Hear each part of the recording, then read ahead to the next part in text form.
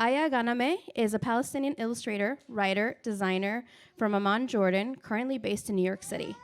Her work moves away from state-centric ways of thinking to center the voices of ordinary people in historical and political narratives.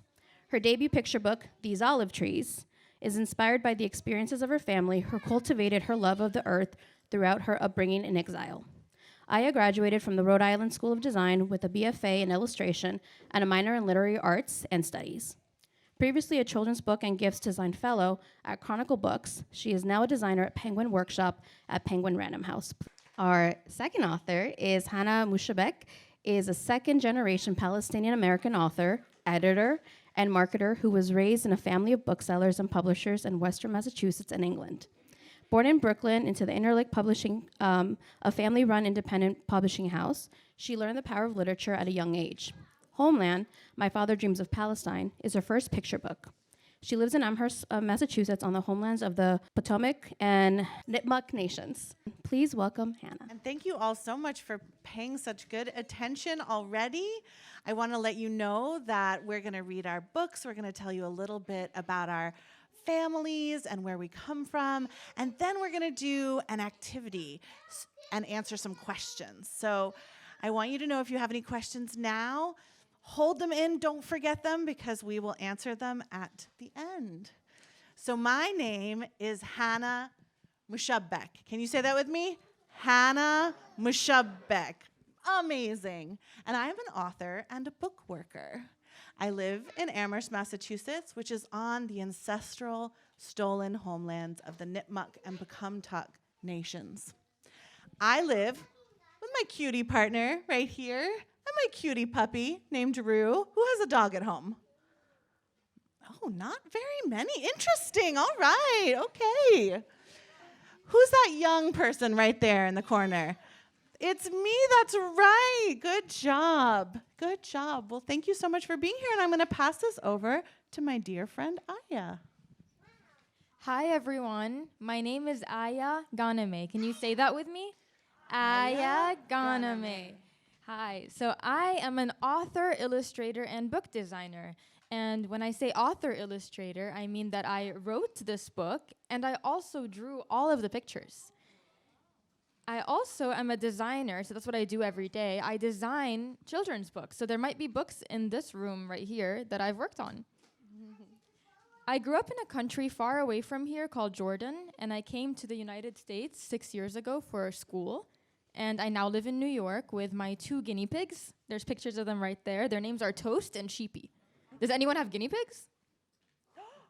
Oh, we have guinea pigs. Okay. Who do you think this is over here?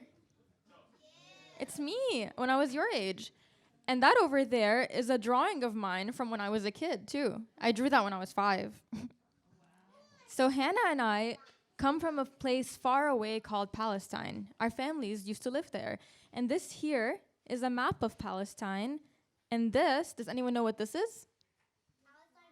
Yeah, it's the flag. Have you seen it before? Yeah. So Palestine is famous for a lot of different things, and I'm going to tell you about some of them today. So Palestine is famous for our olive trees. Did you know that olive trees can live for up to 100 years? Yeah, which meant that our great-grandparents, the olive trees that they planted, could still be standing today. What can you make with olives? Can anyone raise their hand and tell me? Yes. Olive oil, that's right. And from olive oil, you can put it on salads or pizza. You can cook with it, or you can make it into soap. We also are famous for hummus, the best hummus in the Middle East. Don't listen to anyone else if they tell you otherwise. We are also famous for tatrees, which is a special kind of embroidery. In fact, when you travel around Palestine, there's a different tatrees design for every single village in Palestine.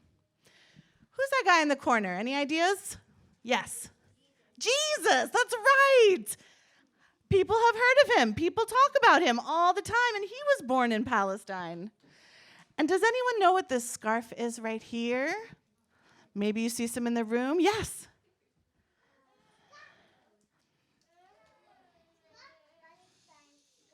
It's a Palestine scarf. That's right. It's called a kafia.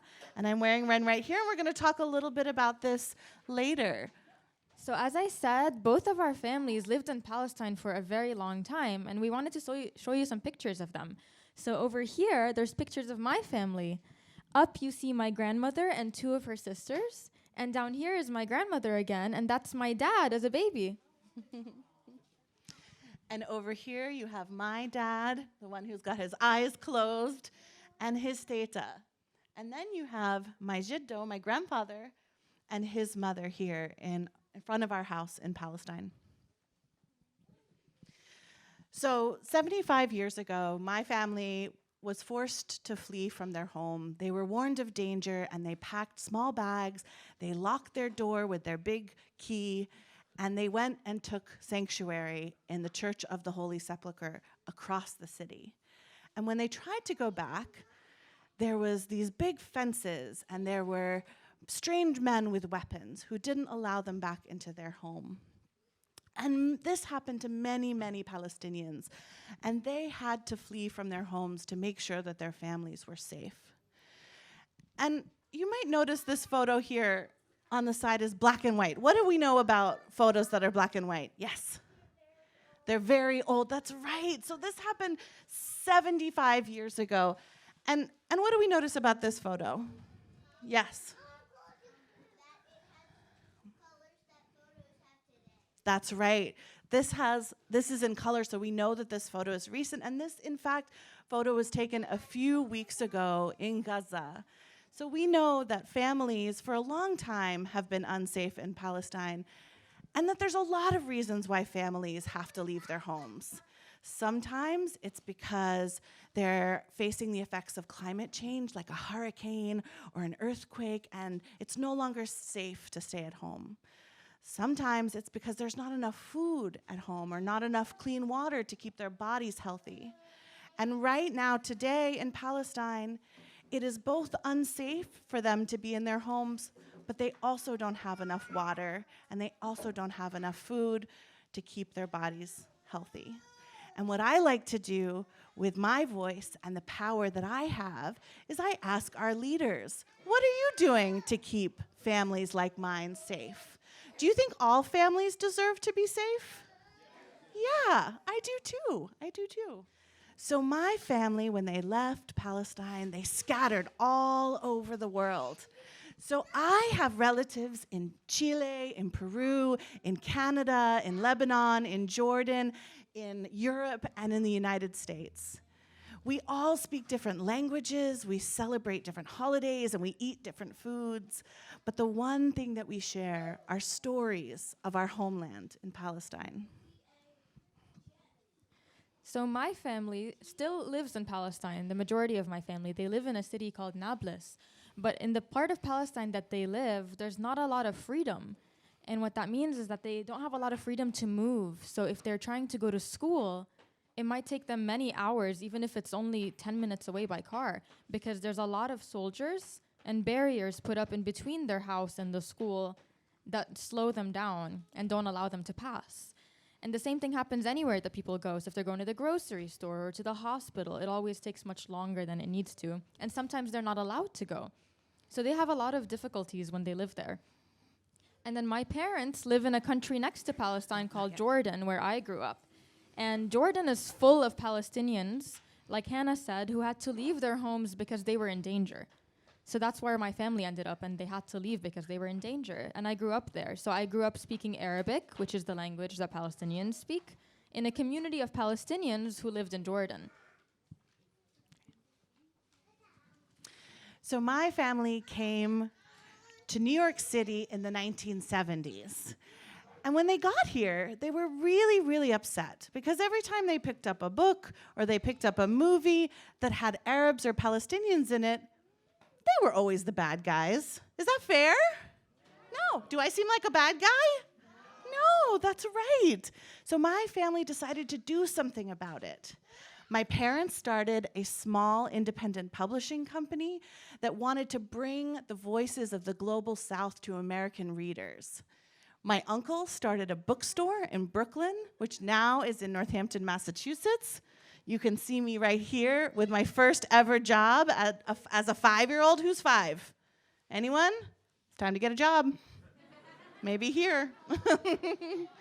And my aunt started a toy store and a children's bookstore in Canada. And do you know what she told me?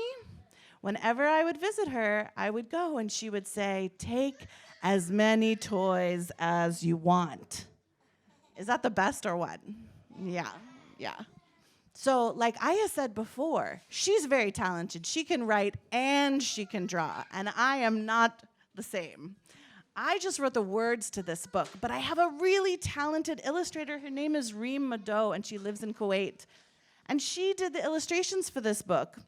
And this was the first book she had ever worked on, and the first book that I had ever worked on. So this is a really special project for both of us. Okay. Are you ready to hear it? Okay. So first what you'll notice is these things that we call the end pages. Now, what do we notice about the colors of these photos? Yes. They're black and white, so we know that they're very old. That's right. So these are a few photos that my family, when they were fleeing, packed into their bags. And these are pictures of my family in Palestine. You can see my cousins on a donkey. You can see the one time that it snowed in Jerusalem and they made a snowman.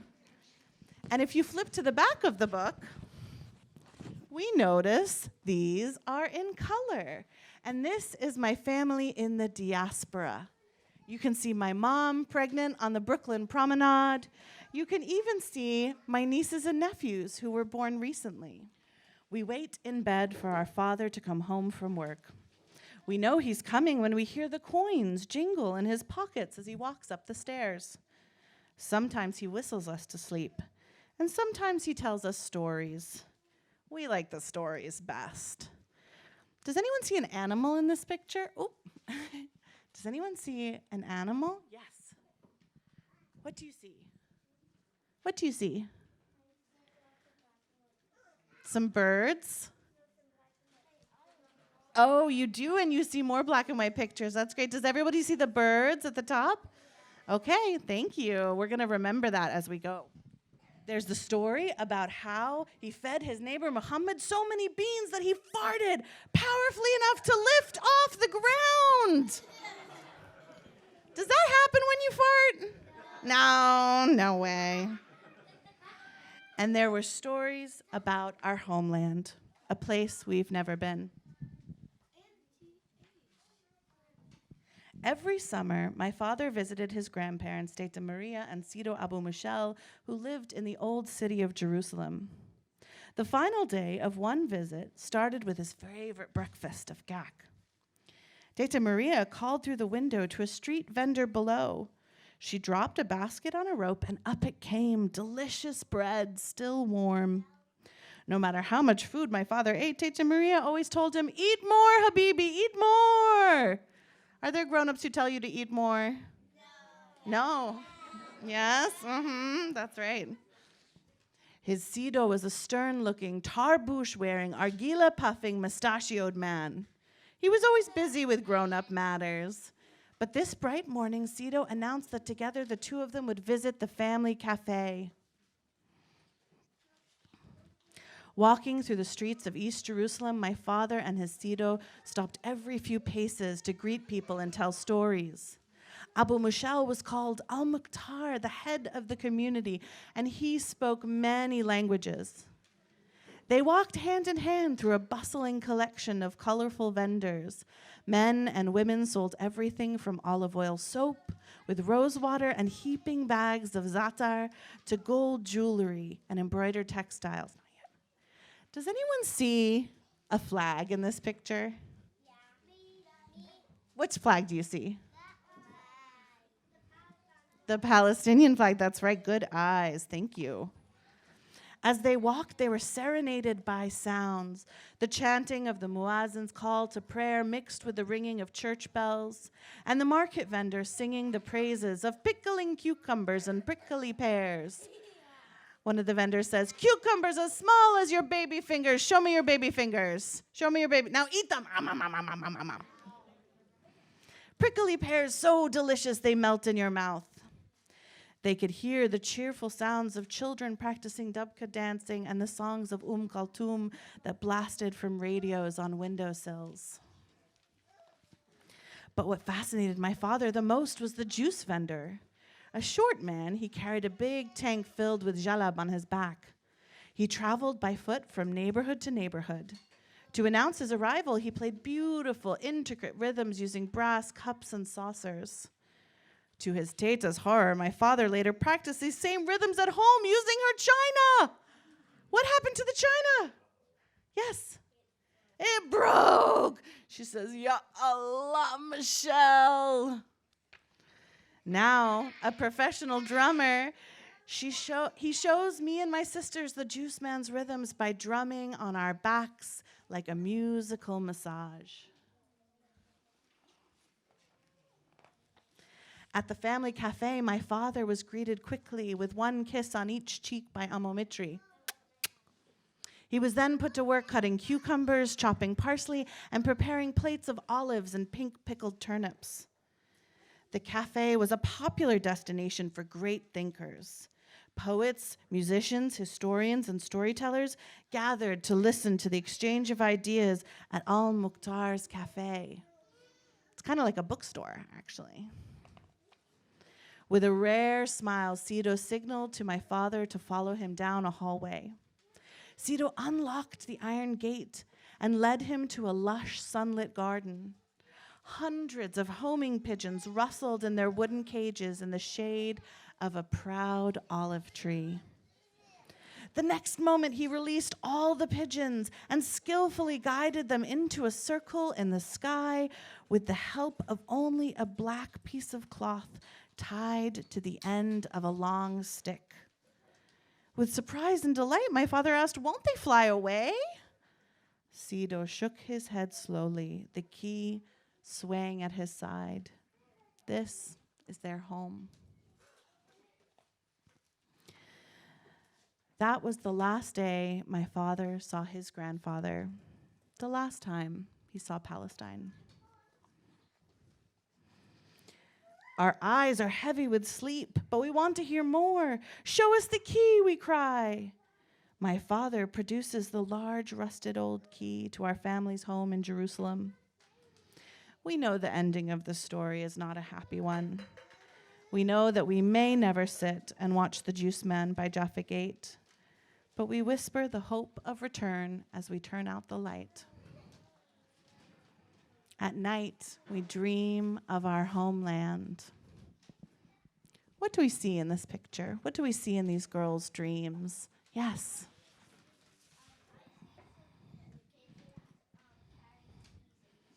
Yeah, you see the pigeons carrying the keys. Yes, what do you see?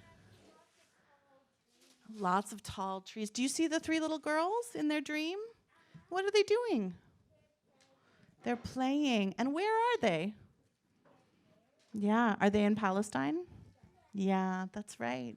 That's right. I love this picture so much because these girls are able to dream of a time where Palestine is free. And this is the final page. And this is when they wake up in the morning and they have breakfast. And what do we see my father doing? Is he playing the drums? Is he playing the drums on the china? Yeah. Did he learn his lesson? No, it doesn't sound like it. Do we see anything else that we recognize from Palestine or from the stories? Yes. Yes, that's right. That's the gag. That's right. They're eating the same breakfast. Is there anything else that we recognize? Yes. That's right. They still have the key. That's right. So I love this page so much because even though these girls have never been to their homeland, there is so much about their culture that is still in their life that they are keeping alive through the stories their father tells them. Next page. And if you pick up one of my books today and there's a word that maybe you didn't understand or you didn't know how to say, this is called a glossary right at the back of the book, and it tells you. And you know what's a fun fact about this glossary? You might see some Arabic writing. And I can't write in Arabic, but you know who can? Aya. That's right. Aya worked on this book, and she did all the Arabic writing for me. Thank you so much for listening to my story. Are you ready to listen to another story? Yeah. So you guys saw the black and white pictures on Hannah's book. On my book, when you first open it, you see the tatriz pattern that Hannah talked about earlier, right? We said that different villages in Palestine have different patterns, and they change wherever you go. They change in colors and in shapes. That's what I drew for the end papers of my book, because my book is about my grandmother and her family, so I wanted to draw something about her culture. And now, to get into the story, the book is called These Olive Trees. Every year, Mama harvests the olives right outside the refugee camp where Uraib and her family live. This year, as she prunes the olive grove under a sky of infinite blue-gray, Uraib wonders about the first person to ever taste the small oval fruit. She imagines them biting the olive, picking the olive and biting halfway down into its savory center. They must have waited years for the tree to produce even a single fruit. Did they like how it tasted? Uraib thinks they must have hated it. Olives don't always taste very good directly from the tree. They can be quite bitter at first. Or maybe, Uraib ponders, they were pleasantly surprised by its acidity. Uraib is always too impatient to go through the weeks-long process of curing and brining the fruit the way her mama taught her. Too eager to taste the olive straight from the tree, she ends up disappointed by the bitter taste. But sometimes, the olive surprises her, and she finds joy in the bitterness. After all, with work and patience, these bitter olives can be used to make so many things. In the refugee camp, they use the trimmings from the trees to light fires. Do you see them lighting the fire? Yeah, up there. And they use the trimmings to make ornaments and tools. You can see Uraib and her father over there putting ornaments up. They even press the oil from the olives to cook and even to make soap. Did you know that you could make soap out of olive oil? You can, and it's really famous in Palestine. My family used to make olive oil soap and sell it. That was their business. Sometimes, her life in the camp surprises her too, and she finds happiness in the sorrow around her. Mama passes the olives to Uraib, who always helps her family in the grove. It's odd that we're gathering the olives so soon, Uraib thinks to herself. It's not harvest season quite yet. Still, Uraib prepares herself to stomp, stomp, stomp on the olives. Can you all stomp with me on the olives? Stomp, stomp, stomp on the olives, as she always does, to remove their pits and pour their oozing liquid into pressed bags. But her mama stops her. We are not cleaning or crushing any olives today, says Mama, just packing them to go. Go? Mama nods. Go. Mama and the rest of their family used to live in a village called Al-Tira, by the coast of Palestine. Generations of her family had tended the olive trees there, too, for hundreds of years. But one day, before Uraib was born, the war came. They carried what they could and walked for many days until they reached the other side of the country to escape it. But they couldn't save their olive trees. Since then, they have lived in a makeshift canvas house in the Balata refugee camp near the city of Nablus. Uraib and her younger brother and sister were born here. The camp is the only home she's ever known. And there are more olive trees here. Uraib and her mama walk back from the orchard, carrying the olives and tree trimmings. But within the camp, piles of blankets and boxes now line the rows of tents. Families frantically load trunks with bundles of wrapped canvas. Are we going on a trip? Uraib asks. Yes, dear. Mama's eyes look misty. The war has come to our doorstep again, even in Balata camp. The sky is gray and the earth is damp with the knowledge that the war has found its way to Nablus. Where are we going? Do we have to go? Uraib asks Mama. Mama pauses. I don't know where, but wherever we go, we have each other. But what about our house? What about the olive trees? We will have a new tent. As for the trees, says Mama, we can't save them. Mama follows Uraib's siblings into the tent, helping the rest of the family gather their belongings. Alone outside, Uraib looks at the olive pits lying around their tent, the pits they had prepared to be planted in the fall. We can, she decides. I will borrow an olive and plant its seed. She is sure the earth would not mind. She looks to the sky. May I borrow your rain? She is sure the clouds would not mind either, for it may be the last time she sees the sky above her home for a while. After all, someone needs to look after the land so their olive trees live on. Gently, she plants a pit. Although olive trees take a long, long time to grow, and an even longer time to produce olives, Uraib decides that for once, she will be patient. Wait for me. One day, when we're older, I'll return to you for harvest. And that's the end of the story.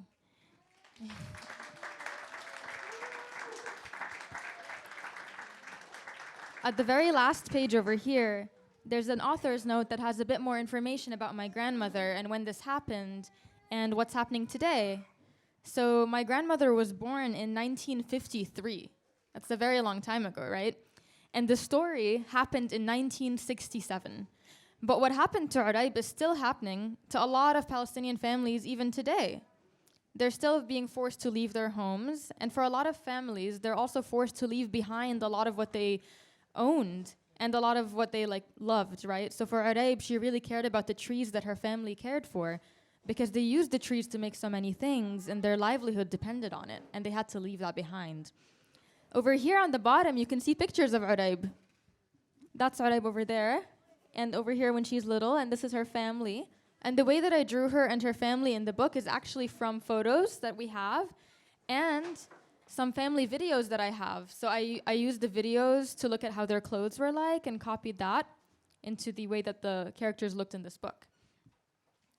And if you turn to the very last bit, the end papers repeat themselves. It's the same pattern that's on the front. I'm not like Hannah, I didn't have a different design on the end, but it is a good idea to keep in mind.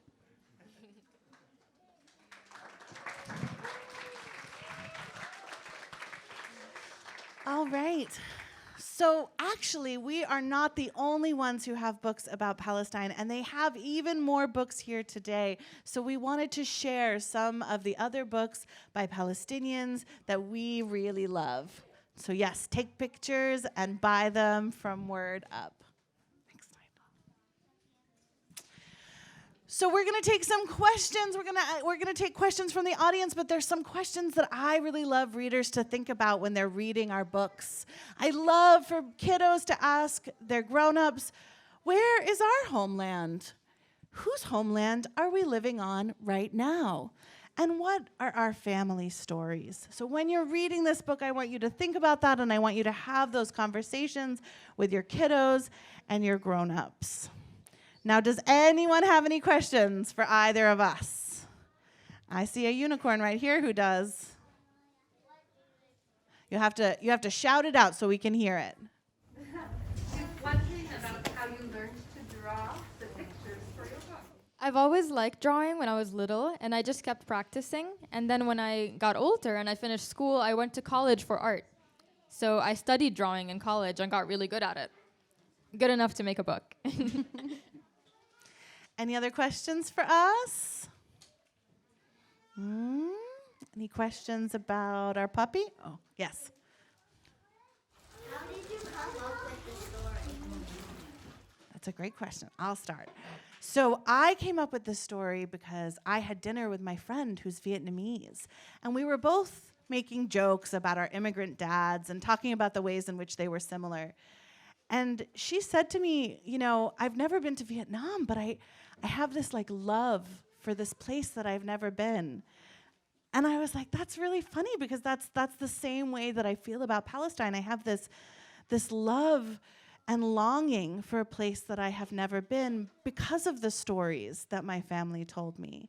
And so I wanted to write a book that was, yes, about Palestine, but I also wanted it to be for all displaced families who feel that longing. How about you? And for me, I was just thinking about how similar every Palestinian family story is. If you ask any Palestinian what happened to their family, they'll tell you a story very similar to Urayb's in this book. But there's no books that tell these stories. Not a lot of them tell them for kids, and the ones that do talk about them are always history books. Like, they're very academic. They're written for grown-ups, right? And they're studied in classrooms sometimes. So I wanted to write a story that is about my grandmother, so I could tell her story, which I think the world needs to know, but also it's the story of every Palestinian family, even today. And it's also the story of every refugee child. There's many children all over the world, not just Palestinian, who have a very similar story, who had to leave their home, right? And I think they deserve to see stories about themselves too in children's books. So that was the biggest reason that I decided to do it in this format. Yes, do you have another one? Have you ever visited? Me too, Mom. I have. So my family, like I said, lives in Nablus, which is a city in Palestine, and I have a West Bank ID, which means I'm a citizen of that place. So I've been a few times, mostly because I have to go, because they need to do some official grown-up government stuff. But yeah, a few times, not enough. My family has tried to go back quite a few times, and we are blocked and return, but it is my greatest dream to go. Yes? Yeah, I wonder how feasible it is to translate these into Arabic, and if you have done so or intending to do so. So that would typically be up to like a publisher that does Arabic books to reach out to the publisher and like do it. And so far, from what I know, there's been inquiries, but no one actually has done it. I want someone to do it like really badly, because this book is primarily for Palestinian children. So it would be great if it could reach them in specific. Yeah, same. We are going to do an activity. So if the kiddos can't see us, definitely come to the front. So I want to tell you a little bit about the keffiyeh. This is a scarf that you might see a lot. And it's not just for Palestinians to wear. It's for anybody who is in solidarity with the Palestinian people. So all of these images on this scarf are actually symbols that are based on things about Palestine. So you might see these symbols here that look a little bit like leaves. And these are olive leaves, and they symbolize our olive trees, which Aya has already explained are so important to the Palestinian people. And they represent the strength of the Palestinian people, because we are strong like trees. Can you make a strong arms for me? Yes. And then you might notice these lines running through the keffiyeh. Now those look a little bit like roads. And these represent the trade routes, which have always historically been very important in Palestine. And what does it look like in the middle? Does anyone have any ideas about what this pattern that looks like in the middle, this crisscross pattern? Do any of the grown-ups have some ideas? Yes. Like a fence, that's right. Or a fishnet, did someone say? That's right. So this represents the fishing industry in Palestine. Palestine is right on the sea, and that has always been a source of food for the Palestinian people. So the activity that we're going to do today is we're going to make our own keffiyeh based on symbols from our own cultures here in New York. So Aya is an amazing illustrator. So I want you to start thinking of some ideas. It could be an animal. It could be something that you love to do, like play a sport or like to dance. It could be a food that you like. It could be a game that you like to play. And we're going to draw a keffiyeh right here based on those symbols. So who has an idea? What animals do we like? Does anyone want to have an animal? Yes. A cat. It's a very popular one.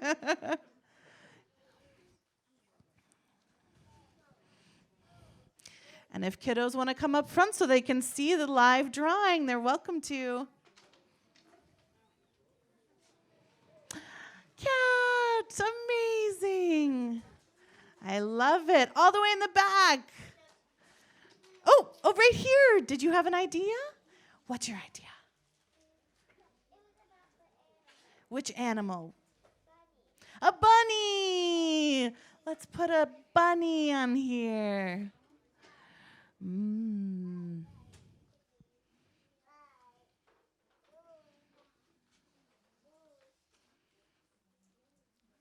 Oh,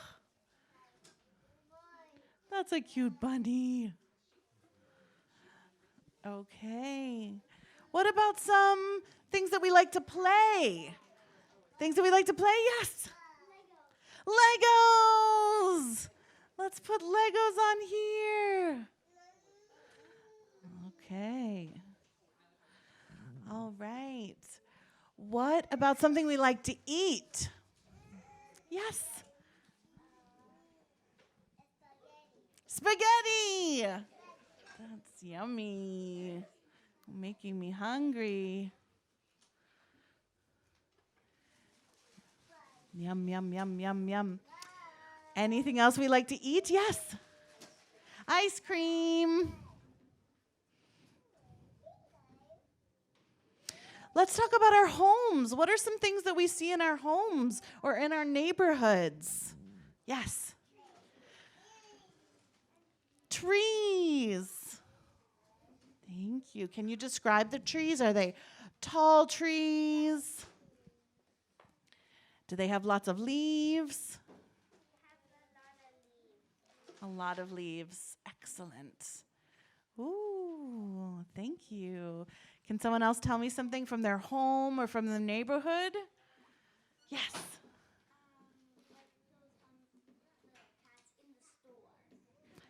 Cats in the stores. Oh, perfect. Perfect. Good job. All right. Any grown? Yes, we got another one in the back. Shout it out. Nope. Change their mind. Okay. Any other ideas? Foods, music? Yes.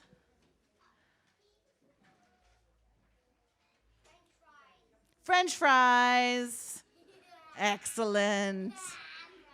Yes. A dolphin. Oh, that's a good one. A dolphin. Are there dolphins in New York City? Yes? In the ocean. All right. Okay, I think we have space for one last one. One last idea. Yes, do you have one right here? Books! I'm so glad someone said books. Yes, we love books. We love books. Good job. That's why we're in a bookstore. Amazing. Big round of applause for Aya, who did all the drawing. Thank you so much. That's amazing. And now, if you would like to do your own drawing, we have activity sheets with crayons all at the back of the room. We're also going to be signing some books, and I want to encourage you all to support this incredible bookstore. Independent bookstores like this are incredible spaces that support their communities, and it's important we support them. So thank you for having us.